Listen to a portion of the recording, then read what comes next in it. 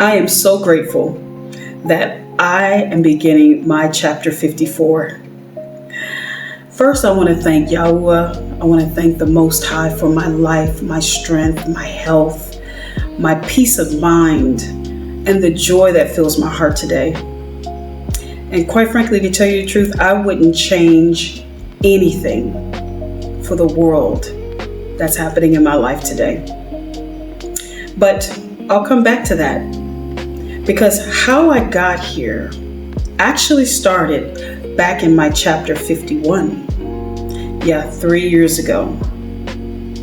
You see, I had a good life, a stable income, a thriving business, a flourishing music career that, quite frankly, took about 30 years to build. My husband, Jock, my 4 children in love, and my 4 grandchildren who call me Grandma. I have always been surrounded by my family members, by my brothers and my sister, their spouses, my nieces, my nephews, my godparents, my godbrothers and sisters, and my mom and my dad and their spouses. We stay connected with each other through our various seasons of life. And also, I have so many great friends, loyal friends. I have a strong sense of community all around me.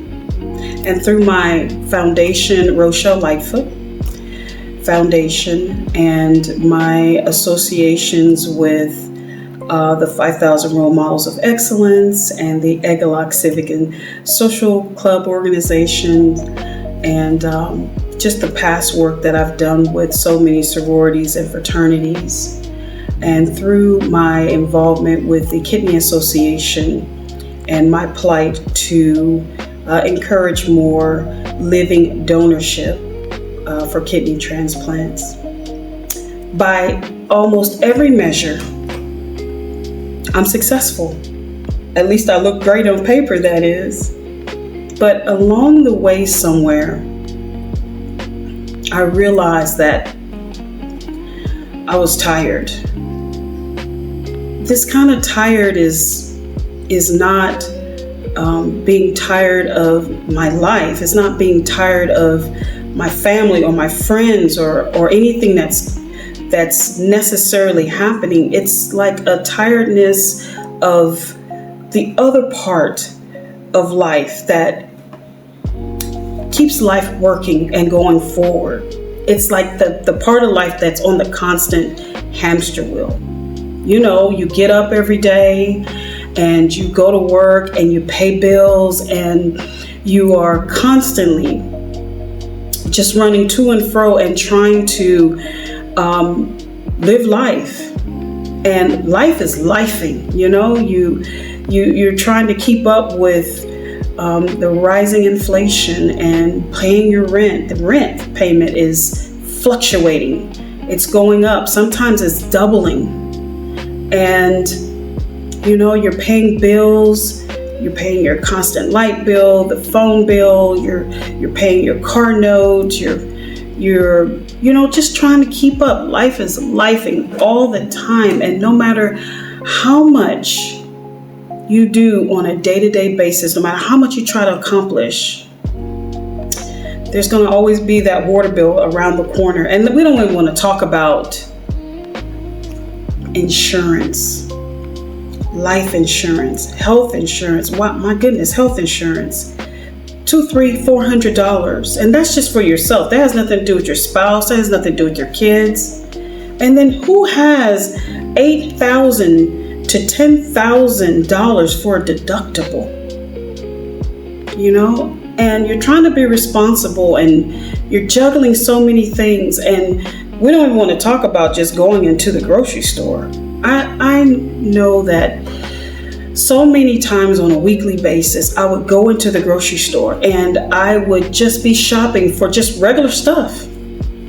like going in and just getting fruits and vegetables and just normal things that you eat every single day. Nothing extravagant, not even splurging, just the food that will keep you going. And then you get to the counter, and then the craziest part is they tell you, oh, it's $85 to $125, and this is per week. And you're looking in your cart and you're like, I got like 6 to 9 things in my cart and I've spent $125. It just became almost depressing for me to go into the grocery store. And I felt like, wow, everything was trying to flow forward every single day. I just felt like I was on this constant hamster wheel. And so you keep pushing and you keep going to work and you keep building and you keep showing up. I was tired. I was exhausted. I was mentally tired. I was emotionally drained. And most of the time, we didn't even have time to take a vacation. When do you have time to do that? When do you have time to just exhale? When does it stop? When do you stop? When do you actually get a chance to just kind of breathe? And I tell you, I got to the point to where I found myself wrestling with questions that I could no longer ignore. Not because my life was bad, not because there was something that was so terrible, but it was because I just had a feeling that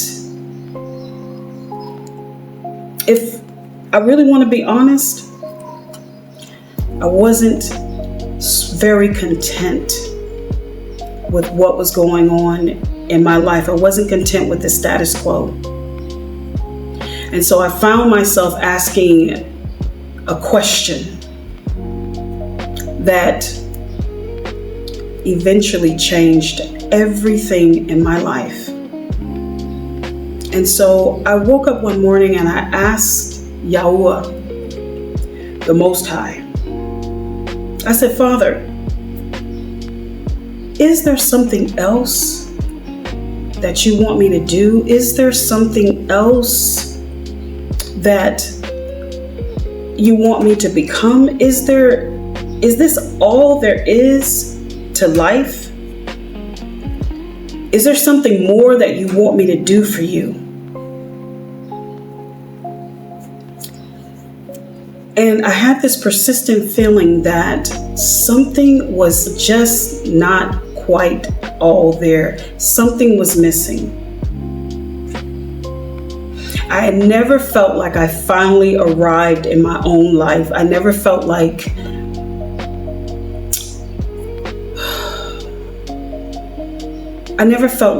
just totally like I could exhale. And I felt like there was always something missing, something more that I was always trying to do to top myself. There was just not this feeling of I've arrived. And so when I finally asked Yahuwah that question, what else is there? Well, the answer I got back wasn't what I expected. It changed the whole trajectory of my life. I'm Rochelle Lightfoot, and I want to thank you for the time that you've spent with me today. And first, before I go, I want to thank you all for the well wishes as I'm beginning my 54th chapter. I hope you'll continue to follow me along this journey. I look forward to continuing this conversation tomorrow. So until we meet again, take care and stay in prayer. I'll see you later.